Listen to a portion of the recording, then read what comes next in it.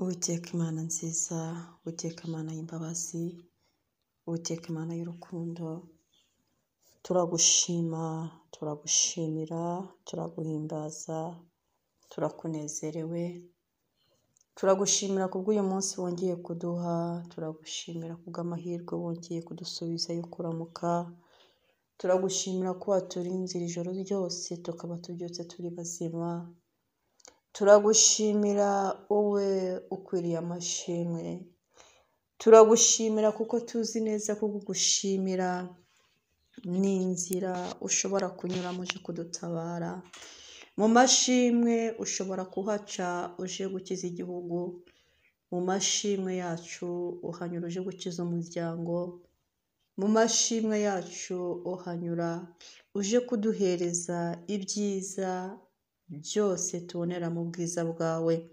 Turagushimye rero nk'uko umukozi wawe Dawidi yabikoze mu gitabo cya kabiri cya Samweli igice cya 24, tuhasanga umugabo witwa Dawidi. Dawidi yakoze icyaha, akora icyaha, ajya kubara abantu, kubabara ntabwo byari icyaha, ariko byagaragazaga ko atangiye kwiringira amaboko ye kurusha uko yakwiringira.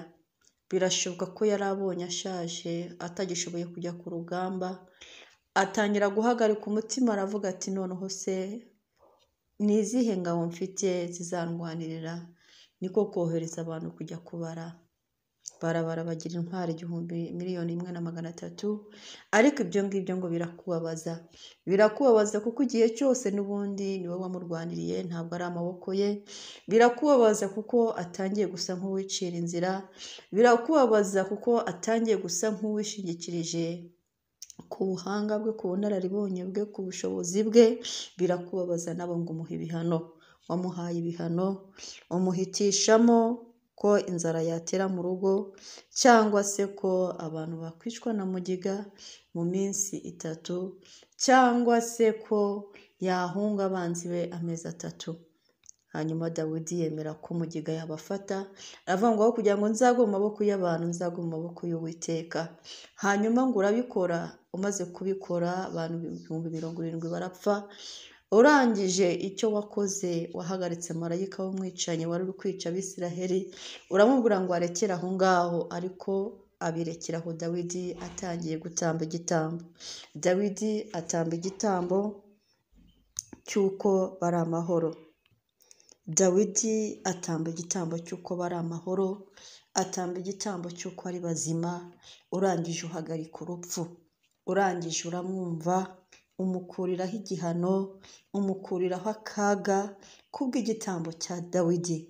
Uramubabarira kubw'igitambo cya Dawidi, uramwumva kubw'igitambo cya Dawidi. Hari igihe igitambo, haleluya, dutamba kiba suruse yo gutabarwa kwacu. Hari igihe igitambo cy'uko turi amahoro gituma wongera ukatugarukaho, ukatugirira neza. Ibibazo byari bitwugarije mu muryango ukabirangiza, intambara twari turimo ukazirangiza, ibigeragezo by'ubuzima ukabihosha kubw'igitambo cy'uko turi amahoro. Dawidi aragitamba ku musozi wawe wera, aragitamba. Ntabwo yagitambye gutyo gusa, ntabwo yagiye ngo agitambe, ahubwo yaguze ubutaka, yaguze aho agomba gutambira igitambo, yaguze ibyo agomba gutambisha igitambo. Bisobanuye ko rimwe na rimwe tugomba kugira ikiguzi dutamba, tugomba kugira ikiguzi dutanga kugira ngo tubone mu maso hawe. Rimwe na rimwe tugomba kugira ikiguzi dutanga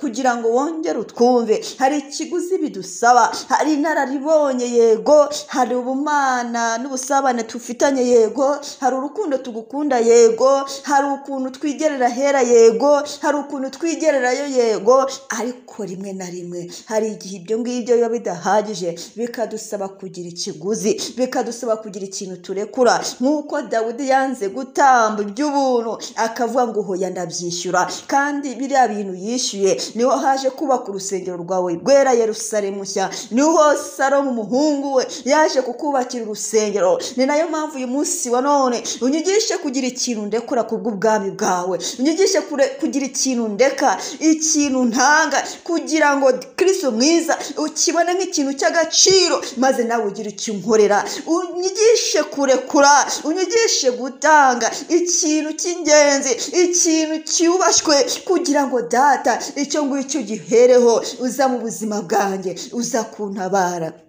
Birashoboka ko ari ituro, birashoboka ko ari umutima mwiza, birashoboka ko ari imbabazi mbabarira abantu, birashoboka ko ari icyatuma intanga mu rusengero, birashoboka ko ari umukozi w'Imana mpesha umugisha, birashoboka ko ari imfubyi n'abapfakazi ndi busure, birashoboka ko ari abashonje ndi bugaburire, birashoboka ko hari ikintu nakora muri ubu bwami. Icyo ngicyo ukakibuka maze ukakimperaho umugisha. Uwiteka Imana Nyiringabo, uyu munsi wa none ntanze umutima wanjye, uyu munsi wa none ntanze ibitekerezo byanjye, uyu munsi wa none Kristo mwiza ibiganza byanjye ndabifunguye. Unshoboze gufasha abagomba gufashwa, unshoboze guhesha umugisha abagomba kuwuhesha, unshoboze Uwiteka Imana kubaka urusengero rwawe. Hari ahantu Dawidi yakuze niho haje kubaka urusengero. Unyigishe gukora ikintu mu bwami bwawe, unyigishe Uwiteka Imana gukora ikintu kizafasha kubaka urusengero, unyigishe kugira contribution yo kugira ngo itorero ryawe ryubakwe, unyigishe kugira contribution mu bwami bwawe,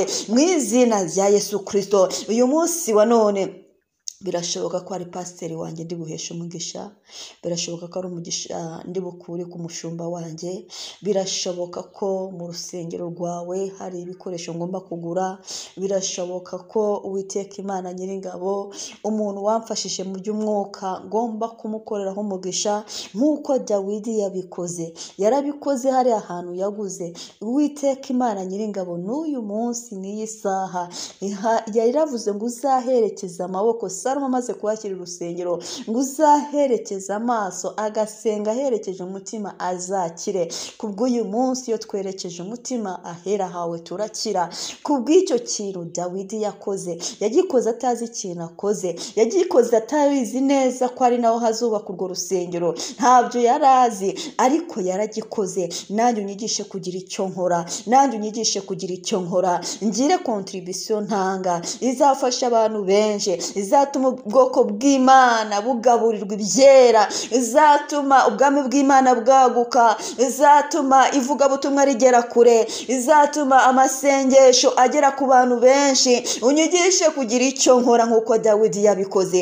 Dawidi ngo akoze icyo kintu gikomeye, uramushyigikira. Icyo gitambo wumva kiraryoshye, icyo gitambo wumva kirakwiriye, icyo gitambo wumva ni cyiza. Abari bari gupfa bareka gupfa, abari bari mu kaga bava mu kaga, mugiga iva mu gihugu, mugiga iva mu Bisiraheli. Nanjye Kristo mwiza uyu munsi ngira umuntu washobora gutuma abantu babona amahoro, ngira umuntu washobora gutuma abantu bakira, ngira umuntu washobora gutuma abantu bagubwa neza. Nyiringabo Imana, ngira uwo muntu. Urabishoboye, ngira uwo muntu. Ngira umuntu ushobora gushyira amahoro aho atari, ushobora gushyira umutuzo ahantu hari imidurunganyo, ushobora gutuma abantu babana neza. Ngira uwo muntu. Dawidi nubwo yaguye mu cyaha agakora icyaha, ariko icyo yakoze cyatumye umukunda. Icyo yakoze yaciye bugufi asaba imbabazi, yazanye umutima we azana n'ubutunzi bwe, byose arabiguhereza maze uramwumva. Uyu munsi wa none ndaje nanjye ubwanjye uko nshoboye mu duke wampaye, uko nshoboye mu mutima mwiza wampaye, ndaje ntanze igitambo kubw'umuryango wanjye tubeho. Igitambo ndagitanze, amaraso ya Yesu atubera igitambo. Ayo amaraso ashobora kutubera igitambo. Dawidi nyine yatanze ibyo afite. Uyu munsi wa none amaraso ya Yesu ni igitambo dushobora gutambira imiryango yacu igakira, ni igitambo dushobora gutangira igihugu cyacu kigakira, ni igitambo dushobora gutangira ubugingo bwacu bukabaho. Ntanze igitambo cy'uko ndamahoro, igitambo cy'amaraso ya Yesu, igitambo cy'umutima wo gukunda, igitambo cy'ineza igirira abandi, igitambo cy'umuntu ndi bufashe yarari mu kurengana, yarari mu kaga, igitambo cyo kugira ukuri, igitambo cyo kuba umucyo mu mwijima, igitambo cyo kurengera abari mu kaga. Icyo gitambo ndagitanze ku buzima bwanjye. Iki gitambo ntanze Kristo. uzajya uhora ukinyibukira ubuzima bwanjye bwose, uzajya uhora ukibukira abo azankomokaho, kizabakorere, kizabarengere, ibendera ryawe ntirizamanurwe na rimwe, igicaniro cy'Uwiteka ntikizazime, nanjye ncanye icyo gicaniro. Haleluya. Dawidi ngo amaze kugura ubwo butaka ahacana igicaniro cyawe, icyo gicaniro n'uyu munsi turacyacyota, icyo gicaniro n'uyu munsi turacyacyota. Reka nanjye igicaniro cy'amasengesho nubatse kuri uyu musozi abantu bose bazacyote, abantu bose kizabakize, abantu bose kizabagirira akamaro. Uzacyota azasusuruke, uzacyota azagira amahoro, uzacyota azakore byemere, uzacyota azagira urugo rwiza, uzacyota abana be bazatsinda, bazabana badasanzwe, uzacyota indwara zizashire, uzacyota mugiga izava mu gihugu, uzacyota akarengane kazarangire. Umuntu uzota kino gicaniro cy'amasengesho nubatse kuri uyu musozi, haleluya, mu izina rya Yesu, Uwiteka ujya ukorera muri we, Uwiteka ujya umusura. Dawidi yarabikoze nanjye ndabikoze, Dawidi yarabikoze nanjye ndabikoze, Dawidi yaragitambye nanjye ndagitambye, Dawidi yaragushimye nanjye ndagushimye, Dawidi yaraguhimbaje ndaguhimbaze. Ibyo Dawidi yakoze nanjye ndabikoze mu buryo bwanjye butandukanye n'ubwo, ariko ndabikoze, umutima wanjye ndawuguhaye. Haleluya, haleluya. Akira ibitambo turi amahoro, akira amashimwe turiho, akira, akira, akira, akira Yesu, akira. Haleluya, haleluya. Uwo twasenganye uyu munsi, tumaze mu minsi dusenga iki gitabo cya Samweli tukaba tugishoje. Tanga igitambo cy'uko turi amahoro, tanga ituro gishimwe ry'uko umwami wacu yadushoboje tugashobora gusoma iki gitabo kandi akagisobanura, kandi yaduhaye impamba, yaduhaye ibyo kurya byubaka, yaduhaye ibyo tutashobora kugura ifeza n'izahabu.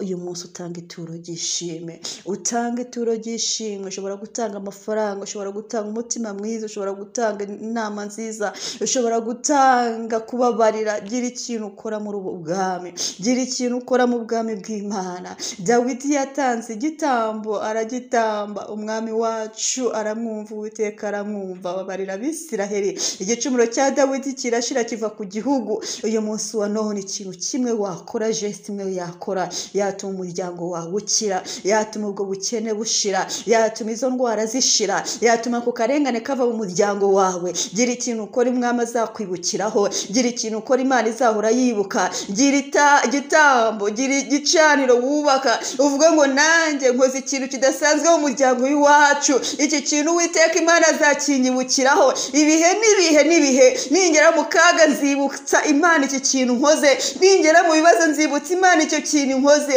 Iki kintu ukoze kizahora kikurengera, kikuvugira, ntabwo cyo kizaza, ntabwo cyo gipfa.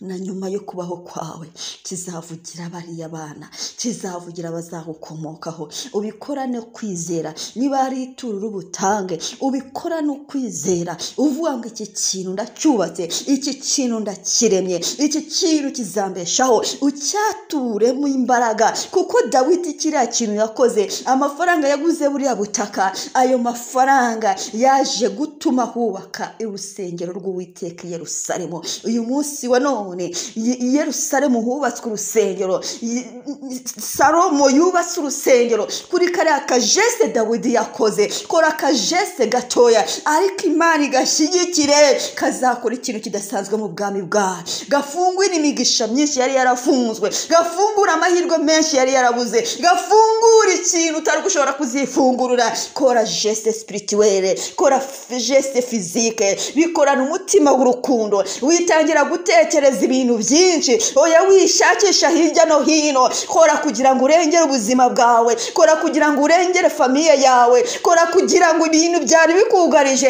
Imana data bigukize. Uyibwire ngo Dawidi yatanze igitambo ukamukiza mugiga, nanjye ndabikoze nyize kino kintu. Aka kanya uyu munsi wa none Imana irakumva kandi irakumvira. Uri umunyamugisha, ugira umunsi mwiza, ndagukunda. Amen, amen, amen.